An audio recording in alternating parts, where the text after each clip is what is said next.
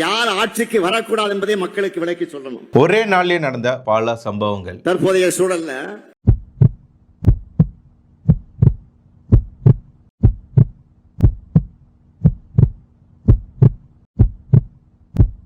ஸ்டாலின் அவர்களை பார்த்து, அவருடைய மகனை பார்த்து நான் ஒரு கேள்வி கேட்கிறேன். நீங்க நல்லவரா இல்ல கெட்டவரா?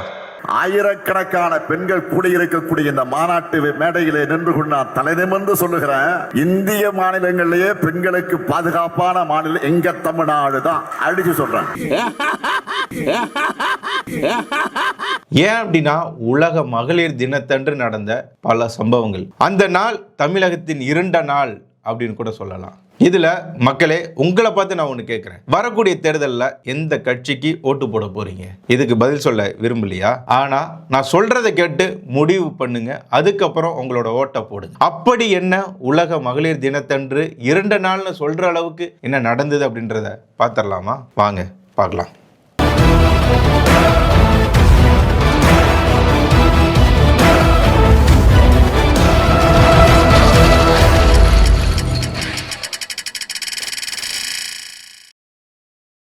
தமிழக மக்கள் பாதுகாப்பாக உணர்வது வீடு, தெருக்கள், அவங்க வேலை செய்யக்கூடிய அலுவலகங்கள், இதெல்லாம் அவங்க பாதுகாப்புன்னு உணர்வாங்க. ஆனால் இப்போ திமுக ஆட்சியில் எங்கேயுமே பாதுகாப்பு இல்லாத ஒரு சூழல் இருக்கு. குறிப்பாக காவல் நிலையத்திலேயே பாதுகாப்பு இல்லாத சூழல், காவலரால் பாதுகாப்பு இல்லாத சூழல் உருவாகிட்டு இருக்கு. ஏன் இப்படி சொல்றேன் அப்படின்னா, தமிழகத்தில் லாக்அப் டெத் மரணம் திமுக ஆட்சியில் 27ஆக உயர்ந்திருக்கிறது. சமீபத்தில் சிவகங்கை மாவட்டம் மானாமதுரையில் ஆகாஷ் என்ற தலித் மாணவனை விசாரணைக்காக காவல் நிலையத்துக்கு அழைச்சிட்டு போயிருக்காங்க. சிசிடிவியில் பதிவான அரிவாள் வெட்டு சம்பவம் தொடர்பாக கூட்டிட்டு போன இவருக்கு சுவாச கோளாறு ஏற்பட்டதால அரசு ராஜாஜி மருத்துவமனையில் கைதிகள் வைத்திருக்கக்கூடிய பிரிவில் வச்சிருக்கிறாங்க.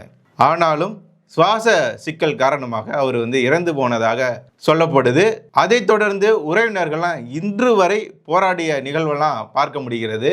ஆனாலும் இதுல நம்ம என்ன பார்க்க வேண்டியதா இருக்கு அப்படின்னா, இந்த 26 வயதுடைய ஆகாஷ் அவர்களோட மரணம் தொடர்பாக என்ன கேள்வியெல்லாம் மக்கள் முன்வைக்கிறாங்கன்னு பார்க்கும்போது, அவருக்கு எதிராக சாதி அடிப்படையிலான துஷ்பிரயோகம், அவர் ஒரு ஏழை குடும்பத்தை சேர்ந்த ஒரு நபர், அது மட்டும் இல்லாமல் காவல்துறை சித்திரவதை செய்திருப்பதாகவும் மக்கள் கேள்வியை முன்வைத்து வருகின்றனர். இன்னைக்கு வரைக்கும் போராடிக்கிட்டு இருக்காங்க. லாக்அப் டெத் மரணம் சமீபத்தில் தான் இதே சிவகங்கையில் அஜித் என்ற ஒரு இளைஞர் கொலை செய்யப்பட்டிருந்தார். அதைத் தொடர்ந்து இப்போது இன்னொரு நிகழ்வும் அரங்கேறி இருக்கிறது.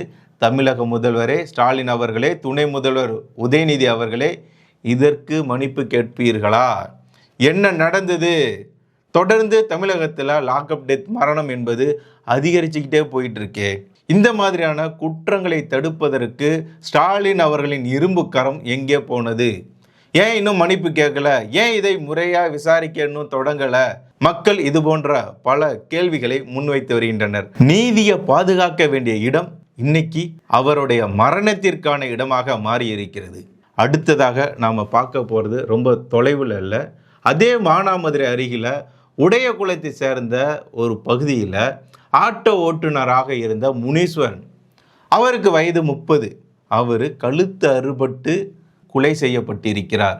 அவர் ஒரு அரசியல் பிரமுகர் அல்ல, அவர் ஒரு சாதாரண ஒரு நபர். குடும்பத்திற்காக அன்றாடம் ஆட்டோ ஓட்டி அதில் கிடைக்கக்கூடிய வருமானத்தை வச்சு குடும்பத்தை ரன் பண்ணக்கூடிய ஒருத்தர் இப்போ கழுத்து அறுபட்டு இறந்திருக்கிறார் அப்படின்ற சம்பவத்தை கேட்கும்போது ரொம்ப மனதை பதபதைக்க வைக்கிறது. இந்த சம்பவத்தை கேட்கும்போது நமக்கு தோன்றது, தமிழ் மண்ணில் விழ வேண்டியது மழை நீரை தவிர மனிதனோட ரத்தம் கிடையாது அப்படின்றது தான். காலையில் வேலைக்கு போகிறவன் மாலையில் இரவு வீடு திரும்புவானா உயிரோட? கை கால் எல்லாமே உடம்புல இருக்குமா? இருக்காதா? சில பாகங்கள்லாம் இல்லாமல் தான் வீட்டுக்கு வருவானா, இல்லை உயிரே இல்லாமல் தான் வீட்டுக்கு வெறும் சடலமாக வரப்போகிறானா அப்படின்ற அளவுக்கு பெரிய பயத்தை உண்டாக்கி இருக்கு. ஏன்னா அந்த அளவுக்கு ஒரு எளிய குடும்பத்தை, ஏழை குடும்பத்தை சேர்ந்த ஒரு நபர் முனீஸ்வரன் ஆட்டோ ஓட்டுநர் இறந்து இருக்கிறார் அப்படின்னா தமிழகம் எந்த அளவுக்கு பாதுகாப்பு இல்லாத ஒரு சூழலை நோக்கி சென்று கொண்டு இருக்கு அப்படின்றத பாருங்க. தமிழக முதல்வரே இப்போ சொல்லுங்க, தமிழ்நாடு அமைதி பூங்காவா? அடுத்ததாக ஒரு சம்பவத்தை பார்ப்போமா? திமுக நிர்வாகினா என்ன கொம்பம் முளைச்சிருக்கு? பெண்களுக்கு எதிராக எந்த குற்றம் வேணும்னாலும் பண்ணலாம், நம்ம மேலே எந்த விதமான நடவடிக்கையும் எடுக்க மாட்டாங்க அப்படின்ற தைரியமா? ஏன் அப்படின்னா தொடர்ச்சியாக பெண்களுக்கு எதிராக குழந்தைகளுக்கு எதிராக குற்றங்களில் திமுக நிர்வாகிகள் அதிகமாக செய்து வரத செய்திகளாக நம்ம பார்க்க முடிகிறது. ஞானசேகரன் யாரு, தெய்வ செயல் யாரு, இப்போ பெரிய நாயகம் கிருஷ்ணகிரியை சேர்ந்தவர் யாரு. இப்போ ஒரு செய்தி பாருங்க, காசிமேடில் கவின்ற ஒரு இளைஞர் திமுக இளைஞரணி பொறுப்பில் இருக்கிறாரு. அவர் 15 வயதுடைய ஒரு இளம் பெண்ணோட பிறப்பு உறுப்புல உதைச்சிருக்கிறாரு, தாக்கி இருக்கிறாரு. ஒரு கட்சியில் இருந்தால் நல்லவங்களா இருக்கணும், கட்சியை வச்சு மக்களுக்கு சேவை பண்ணணும், அது பொது நலனோட இருக்கணும். அதை விட்டு நம்ம எந்த தப்பு வேணாலும் பண்ணலாம், கட்சிக்காரன்ற போர்வையில் நம்ம மறைஞ்சிக்கலாம், தப்பிச்சிடலாம் அப்படின்னு நீங்கள் நினச்சிங்கன்னா அந்த கட்சி மக்களுக்கு தேவையான கட்சியா? கட்சி கொடியை போட்டுக்கிட்டு என்ன வேணாலும் அட்டூழியம் பண்ணலாம் அப்படின்னா எதுக்கு அந்த கட்சி இங்கே ஆட்சியில் இருக்கணும்? பெண்களுக்கு நாங்கள் தான் பாதுகாப்பு, சமூக நீதியை நாங்கள் தான் நிலைநாட்டுறோம், எங்களோட ஆட்சியில் தான் பெண்கள்லாம் சரியான முன்னேற்றத்தில் இருக்காங்க அப்படின்லாம் சொல்கிறீங்களே முதல்வரே. உங்கள் கட்சியை சார்ந்த நபர்கள் தொடர்ச்சியான இந்த மாதிரியான அநாகரிக செயலில், பெண்களுக்கு எதிரான குற்ற செயல்களில் ஈடுபட்டு வராங்களே, இதை எப்படி தடுக்க போகிறீங்க? இதற்கு திராவிட சொல்லி போட்டது உங்களுடைய கட்சியை சார்ந்த நிர்வாகிகள் தான். அவங்கள முதல்ல கட்டுப்படுத்துங்க. இந்த மாதிரியான நபர்கள் மேலே கடுமையான தண்டனை பாயணும் அப்படின்னா தான் அவங்க மீண்டும் இந்த மாதிரியான செயல்களில் ஈடுபட மாட்டாங்க. கட்சியை விட்டு தற்காலிகமாக நீக்கி வச்சுட்டு திரும்ப சேர்த்துக்கிறது, சிவாஜி கிருஷ்ணமூர்த்தியை சேர்த்துக்கிட்ட மாதிரி எல்லாத்தையும் பண்ணிக்கிட்டு இருக்காதீங்க. இது எவ்வளோ பெரிய அசிங்கமான செயல் தெரியுமா? இதை பண்ணிட்டு நீங்கள் ஒரு வெற்றி விளம்பரம் பண்ணுறீங்க, வெல்லும் தமிழக பெண்கள் அப்படின்னு சொல்லிட்டு. அசிங்கமா இல்லை? இந்த செய்தியை பார்த்தா வெக்கக்கேடாக இருக்குது. தமிழ்நாடே தலை குனிஞ்சு இருக்கு உங்களோட தயிர்வடை மாடல் அரசாங்கத்தில். இதில் பெண்களுக்கு பாதுகாப்பு, பெண்களுக்கு முன்னுரிமை, முன்னேற்றம். திமுக கட்சியில் தலைவராக ஒரு பெண் வர முடியுமா? உங்களுடைய அமைச்சரவையில் மொத்தம் எத்தனை பெண்களுக்கு அமைச்சர் பதவி கொடுத்து வச்சிருக்கீங்க? உங்கள் குடும்பத்தை இல்லாதவங்க உங்கள் கட்சி தலைவராக வர முடியுமா? ஏங்க கனிமொழிக்கு தலைவர் பதவி கொடுக்க முடியுமா? கனிமொழி அக்கா எங்கக்கா இருக்கீங்க? அந்த மெழுகுவர்த்தி எங்கக்கா போச்சு? உங்கள் அண்ணன் ஆட்சி வந்ததுன்னா மட்டும் உங்களுக்கு கண்ணு தெரியாமல் போயிடுமா, காது கேட்காம போயிடுமா? ஏங்க செய்திகள்லாம் பார்க்குறீங்களா இல்லையா? இல்லை டெல்லியிலேயே தங்கிட்டீங்களா? உங்களை இங்கே வரக்கூடாதுட்டாங்களா? மெழுகுவர்த்தி எடுக்கலைனாலும் பரவாயில்ல, ஒரு எக்ஸ் தளத்திலேயாவது உங்களோட கண்டனத்தை பதிவு பண்ணியிருக்கலாமே, ஒரு தோழமை சுட்டுதலுக்காகவாவது பண்ணியிருக்கலாமே. அடுத்ததா இன்னும் கொடூரமான ஒரு சம்பவம் இருக்குது, சொல்கிறேன் கேளுங்க. மார்ச் 8 சர்வதேச மகளிர் தினம் அன்னைக்கு இந்த மாதிரி ஒரு கொடுமை நடந்திருக்கு. நாமக்கல் பக்கத்தில் குமாரபாளையம் அருகே ஒரு 7 வயது குழந்தை வீட்டு பக்கத்தில் விளையாடிட்டு இருக்கு. அந்த குழந்தைய கடத்திக்கிட்டு போய் பாலியல் வன்கொடுமைக்கு ஆளாக்கி இருக்கிறானுங்க. அது ஒரு 27 வயதுடைய ஒரு கொத்தனார். அந்த பெண் யார் அப்படின்னா ஒரு பேக்கரி நடத்திட்டு இருக்கிறவரோட ஒரு பொண்ணு. எவ்வளோ பெரிய கொடுமை இதெல்லாம். அந்த பொண்ணு வீட்டுக்கு திரும்பும்போது ட்ரெஸ்ஸில் பார்த்தா ரத்தக்கரையாக இருக்குது. அந்த பொண்ணு அந்த குழந்தை அழுதுகிட்டே வருது ரத்தக்கரையோட. மருத்துவர்கள் உறுதி செய்கிறாங்க, ஆமாம் இந்த மாதிரி இந்த பெண் இந்த குழந்தை பாதிக்கப்பட்டு இருக்கிறாள். பெண் அப்படின்னு சொன்னதுக்கு மன்னிக்கணும், குழந்தை பாதிக்கப்பட்டிருக்கிறாள் அப்படின்னு சொன்ன பிறகு நடவடிக்கை எடுத்திருக்கு. அந்த 27 வயதுடைய கொத்தனார் கைது செய்யப்பட்டிருக்கிறார். தமிழ்நாட்டில் இந்த தயிர்வடை மாடல் அரசாங்கத்தில் பெண்களுக்கு பாதுகாப்பு இல்லை, குழந்தைகளுக்கு பாதுகாப்பு இல்லை அப்படின்றதெல்லாம் நம்ம பார்த்துட்டு இருக்கோம். அடுத்ததாக ஒரு கேவலமான, ஒரு அசிங்கமான, கொடூரமான, அரக்கத்தனமான ஒரு சம்பவத்தை நான் சொல்ல போகிறேன். மார்ச் 9 கிருஷ்ணகிரி பக்கத்தில் ஊத்தங்கரை அருகே பண்ணை வீட்டில் 2 முதியவர்கள் தனியாக வாழ்ந்துட்டு இருந்திருக்கிறாங்க. கணவருக்கு 70 வயசு, ஸ்டாலின் அவர்களை விட 3 வயது கம்மி. ஸ்டாலின் அவர்களுக்கு 73, இவருக்கு 70. இவருடைய மனைவிக்கு 60 வயசு.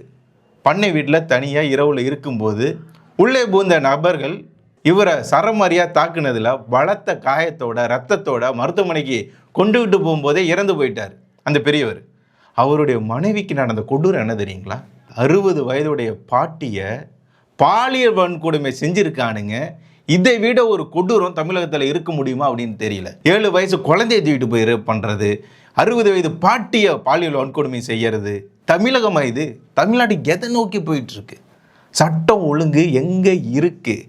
இதெல்லாம் கேட்டும் நீங்கள் நினைக்கிறீங்களா திமுகவுக்கு ஓட்டு போடணும், திமுக மீண்டும் ஆட்சிக்கு வரணும்னு?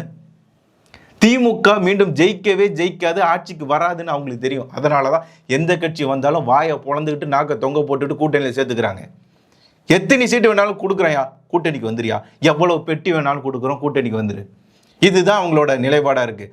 தமிழக மக்கள் எக்கேடு கெட்டு போனா எனக்கு என்னன்னு இருந்தா இப்படிதான் இருக்கும் தமிழ்நாடு. தமிழ்நாட்டு மேலேயும் தமிழ் மக்கள் மேலேயும் தமிழர்களின் பண்பாடு கலாச்சாரத்து மேலேயும் நம்பிக்கை இருக்கக்கூடிய அக்கறை இருக்கக்கூடிய ஒரு நபர் தமிழகத்தில் ஆட்சிக்கு வரணும். தமிழகத்துல வீட்டுல ரோட்டுல வேலை செய்யக்கூடிய இடங்கள்ல இரவுல பகல்ல எப்பவும் பாதுகாப்பு இல்லை.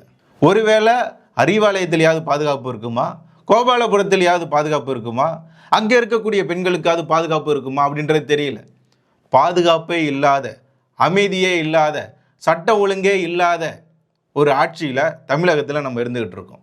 மக்களே நீங்கள் முடிவு பண்ணுங்க. இப்போ சொல்லுங்க, திமுக மீண்டும் ஆட்சிக்கு வரணுமா? உங்களுடைய ஓட்டு யாருக்கு? இந்த கட்சி தான் ஆட்சிக்கு வந்தால் நல்லா இருக்கணும்னு நான் ஒரு கட்சியை நினைக்கிறேன். அதான் நீங்கள் நினைக்கிறீங்க அப்படின்னா ஜெய் ஸ்ரீராம் அப்படின்னு சொல்லி கமெண்ட் பண்ணிட்டு போங்க. நன்றி.